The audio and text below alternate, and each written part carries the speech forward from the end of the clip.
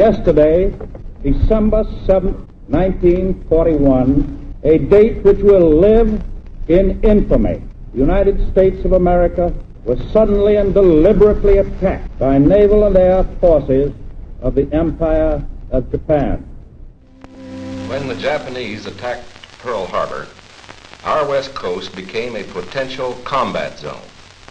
Living in that zone were more than 100,000 persons of Japanese ancestry, 2/3 of them American citizens, 1/3 aliens.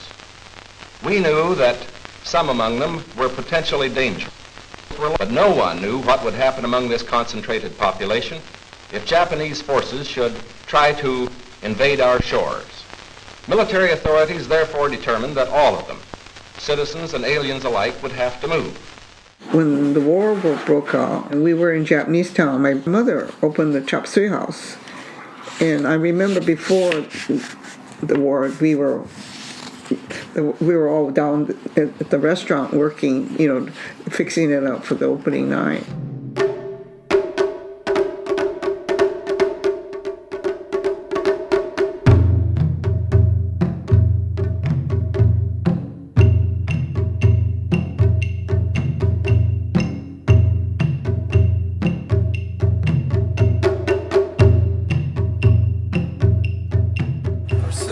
Executive Order 9066, signed by President Roosevelt from March 30, 1942 until October 27, 1942. The facility was used as an assembly and processing center for approximately 20,000 Japanese Americans prior to their displacement to internment camps in other areas of the country. They gathered in their own churches and schools, and the Japanese themselves cheerfully handled the enormous paperwork involved in the migration. Oh, I don't know. I just remember standing there watching them as my mother and grandmother were crying. And the next thing I remember is my mother and grandmother were burning. In those days we used to have incinerators. I don't think they burned all the Japanese books, but they did burn some, and they did break records.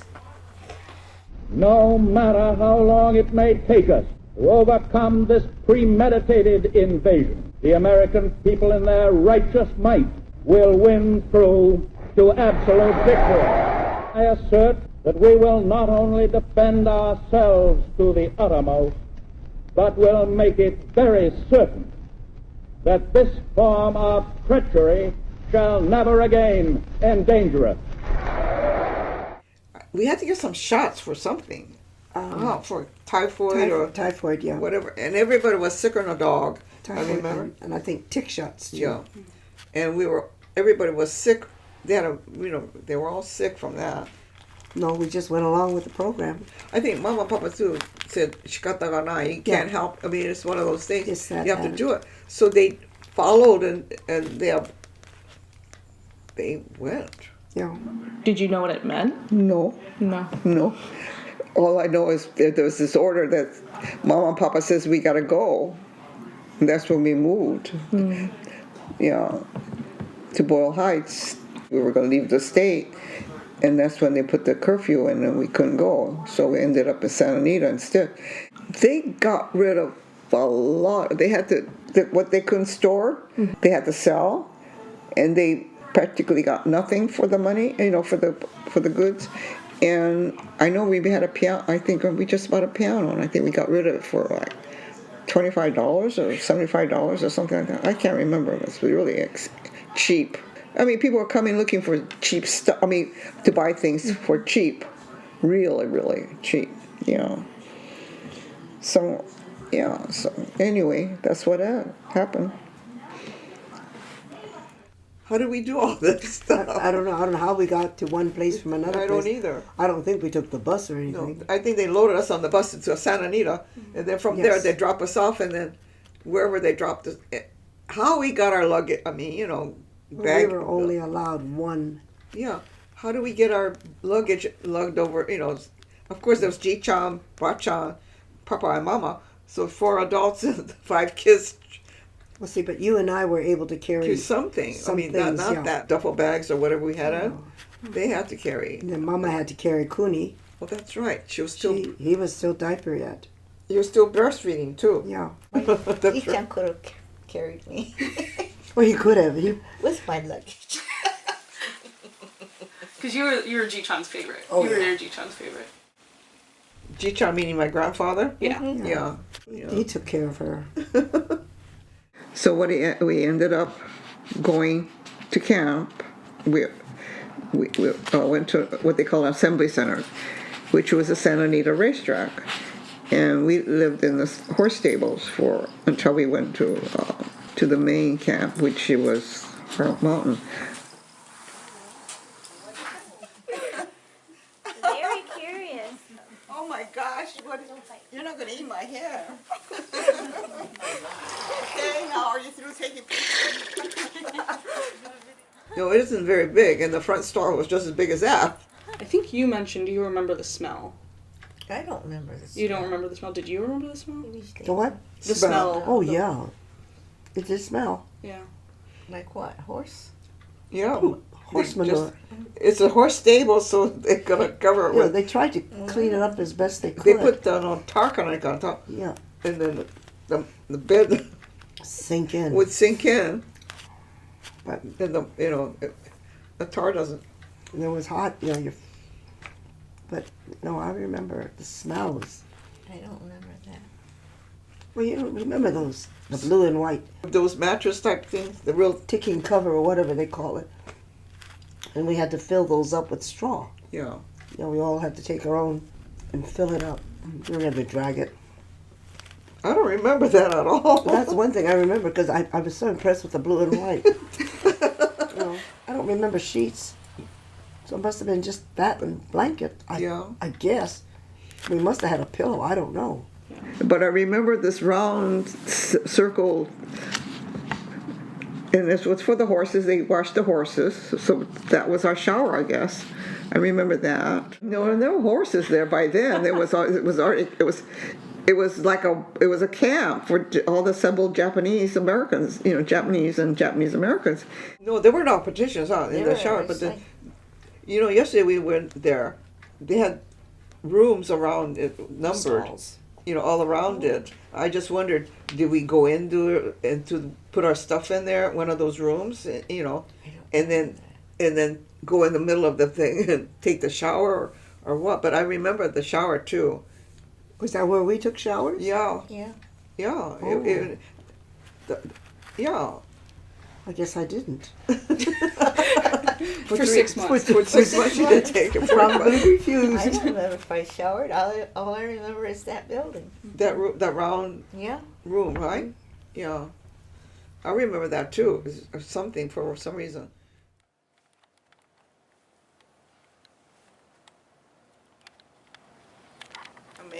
We may have found a numbered place and put our clothes down and.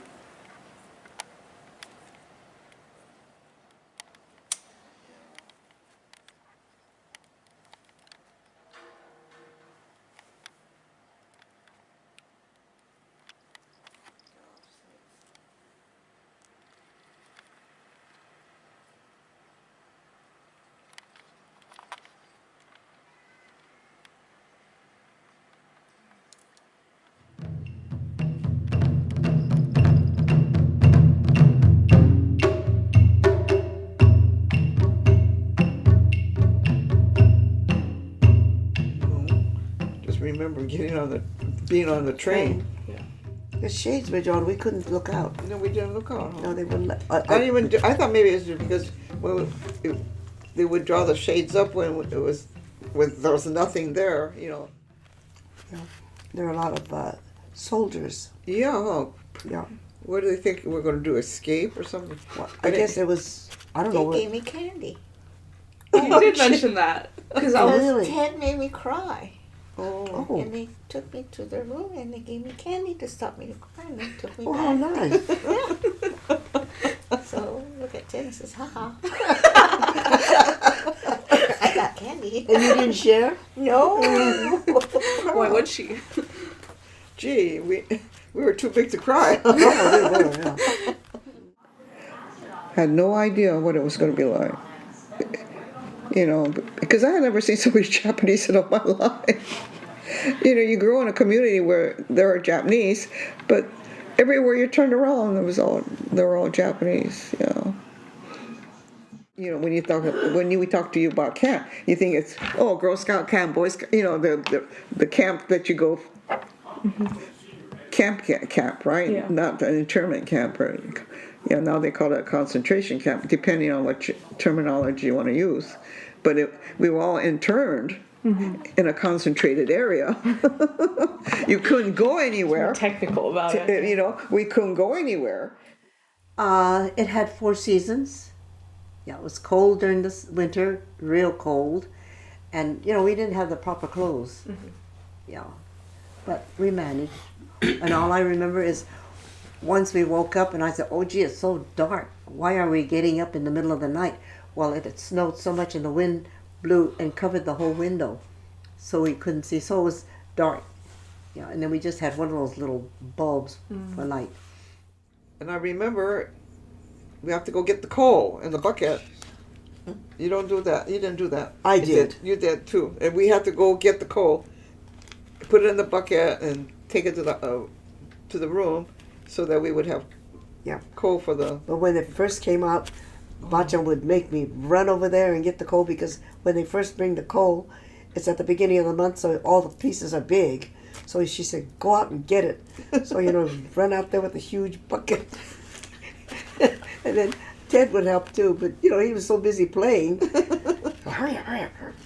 And then after that, near the end of the month, you had to get a shovel. Yeah, because there's pieces were so small. Yeah. But we survived that 3 years. Yeah. Yeah, just a lot of fun, didn't I? That's right.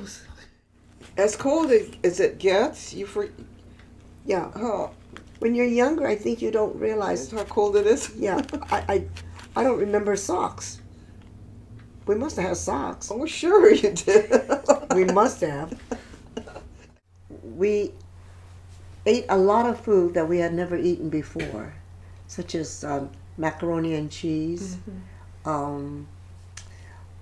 In the mornings, I don't remember. I think it must have been cream of wheat or something, oatmeal or something. So to this day, I don't eat oatmeal and scrambled eggs, but it was from the powder. And there was such a horrible smell to it. So for the longest time, I wouldn't eat scrambled eggs. And I never drank milk. But other than that, I don't remember. I guess the food was okay. First we sat together, but later on when you make friends, you end up going with your friends, And then you went with Keiko and Sally. Yeah. So I had to stay with Michan and Kuni. But that was the beginning of the breakdown of the family, because we didn't eat with our family. We ate with friends. So when you say breakdown of the family, was that just kind of like the structure? Structure, the patriarch, like Jichan, my grandfather, he was the head of household. Well, he was no longer head of household. And my father was always working, so he didn't eat with us. My mother was working in the cafeteria, the mess hall, so she didn't eat with us. So we ate with my grandmother. And then we had Auntie Mitsu, Uncle Ted. And Auntie Bobby went off and ate with her friends. But I had to stay with my grandmother. I just figured, okay, I'm next in line. I guess it's my job. Yeah. Because she was always gone. Yeah. And my friends were not in that block 30. My friends were all from school. I was fortunate. Yeah. I had good friends, people I knew. Maybe led a good life. In spite of everything.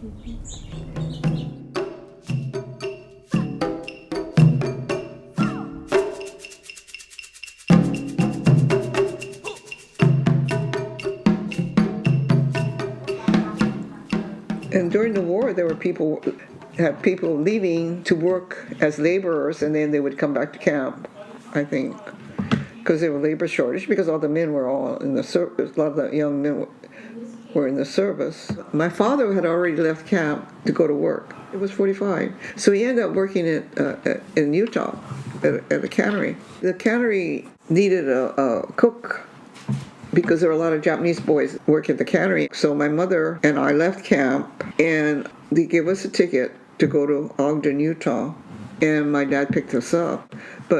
So my mom worked in the cannery in the kitchen, cooking for the young people there, the boys there, and then she worked in the cannery too, and I just kind of hung around, not doing anything, because what am I going to do, right? Well, I got to go because I was the oldest, probably. I was a translator. I didn't do anything at the cannery. I mean, too young to work. Maybe I helped Mama with the kitchen, washing the dishes and stuff like that. But other than that, no. No, I don't think they miss me. No. Too busy playing without me. Didn't even know she was gone. The people of the United States have already formed their opinions and well understand the implications to the very life and safety of our nation.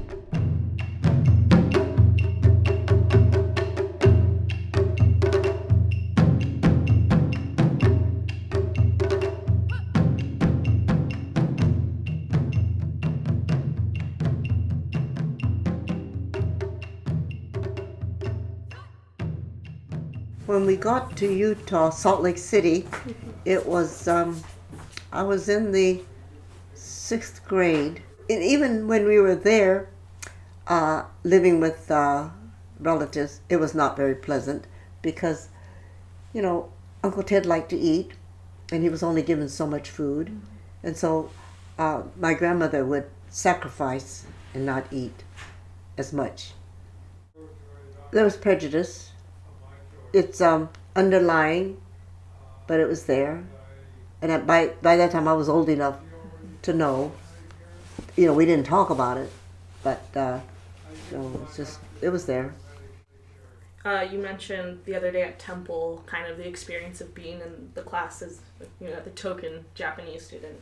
Can you describe for this what that was like? Well, it was, I was the only Japanese, and at that time, every so many days we had to have current events. And the only thing current event was the war in Japan and the aftermath and all these things. And it was always a Jap this, Jap that. And then every time that word was mentioned, they would all turn around and look at me. And I really hated that class. But, you had to go to school. And so I just stuck it out. You could have said you were Chinese. Not with my name. They would No, know. but at that time, though, I think Asians didn't make any difference. I don't think in Salt Lake they would know the difference between Chinese, Korean, or Japanese. Ji-chan came after us on the weekend just before I had to make my oral report. And I had it all, laid out, ready to go. But I was, thank you very much for coming. The whole attitude was something that couldn't be helped. It was a term they have, Shikata Ga Nai. Mm-hmm. Yeah. I won't want to see it repeated. And I'm sorry it happened. Yeah. I mean, you weren't like, let's do this. No, but I'm still sorry it happened. Yeah. To see what everybody had to go through. But,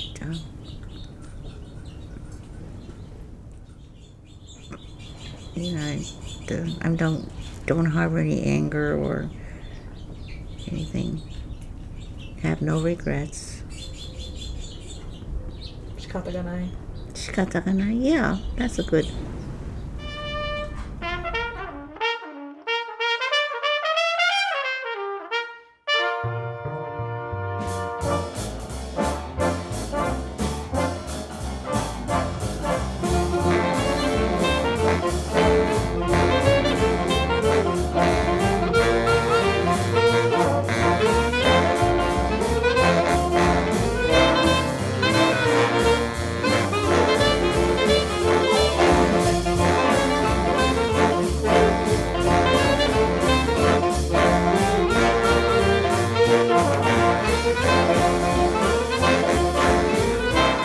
You look at it as, well, it happened, but it didn't have to happen.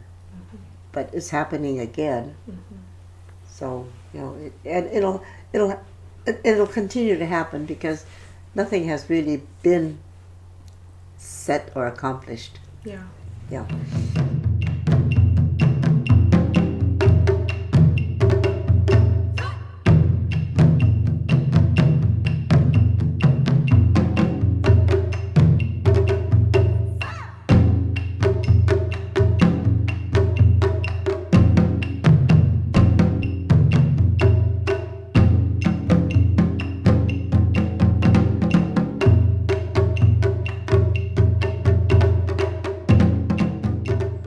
It was wrong to start with. And it was only because it was a lie. It was hysteria, and it was a lie. You know, and he said they didn't injure Japan, the Hawaiian Japanese, the Japanese in Hawaii. Wrecked their economy. Yeah, it would affect. And so what did they do here? They waited until the crops were ready to go. You know, so. And the farmers, they lost a lot, but guess who reaped the fortune, you know? And, I mean, a lot of people, because they did everything to keep the Japanese from owning property. This brief picture is actually the prologue to a story that is yet to be told. The full story will begin to unfold when the raw lands of the desert turn green, when all adult hands are at productive work on public lands or in private employment. It will be fully told only when circumstances permit the loyal American citizens once again to enjoy the freedom we in this country cherish, and when the disloyal, we hope, have left this country for good. No. So now I consider myself a JA, Japanese American. Yeah. Hyphenated, right? Yeah. Yeah. I'm still Japanese, but I'm American. So we call it JA, Japanese American. Yeah, that's what I consider myself. And would you say you're proud to be American most of the time? Of course. It's my country. I grew up, I was born here and I grew up here. This is the only country I know. We were American citizens, and as citizens, you know, we shouldn't have been put. I mean, they didn't do it to the others. Yeah. That they were fighting against. I think maybe because we stood out so much more. But I don't know. I think it's I hate to say it, kind of a black mark against the United States for that. Yeah. And then that's another thing. I look back and I think, how can people who did not go to camp know how it feels to go to camp? Because they do write books. And I thought, it's all hearsay, second. See, so, and there aren't too many of us left. My grandfather passed away while we were in camp. At the funeral, Uncle Ted and I, for the longest time, we laughed. And it's not like ha ha ha ha, you know, it's like your body shakes. But we did that for, after a while I said, well, this is ridiculous. So we did that. But, you know, these are little things you remember. How old was he? He was 65. When I got scolded, or when Kuni got scolded, my grandfather always came and scolded my mother and my grandmother. And he'd take us to his room and then he'd give us a treat. He was always in the so-called washroom where all the men gathered and they played go or they talked and they drank. My mother, Bachan, I don't know where in the world she got it, but she had a case of sake. And she said, you know, slowly, and it was the big bottles, they were missing. So she figured her father was getting into it. And so, figured maybe that's why he, yeah, I guess he had cancer. Yeah. I think. See, in those days, they didn't talk about it. Yeah, it was kind of sad. Remember, we were not too far from the hospital, so we would go see him. And I remember him saying, oh yeah, Yoshiko odottara mita, you know, meaning that he saw me dancing. He was thought about me, and he said he had a dream that he saw me doing the Japanese dancing. And they are not prisoners, they are not internees. They are merely dislocated people, the unwounded casualties of war. 50 years from now, what do you hope, my grandkids know about your experience? What do you hope they should remember? They should remember what they went through. Yeah, because there's something that you don't want them to experience, and they should remember what the kuro, the hardship, and the feeling that they had. Mm-hmm. Yeah, it's being American yet you're not American. Mm-hmm. And constitutionally it was not the right thing to do. Yeah. It shouldn't happen again. If you don't say anything, who's going to be there to save you? Mm. Or to make things right,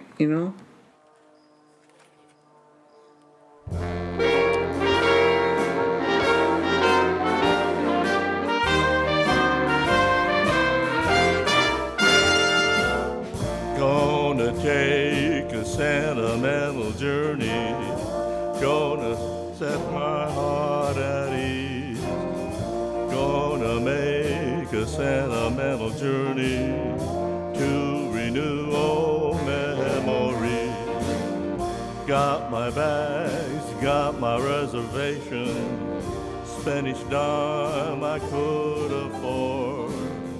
Like a child in wild anticipation, long to hear that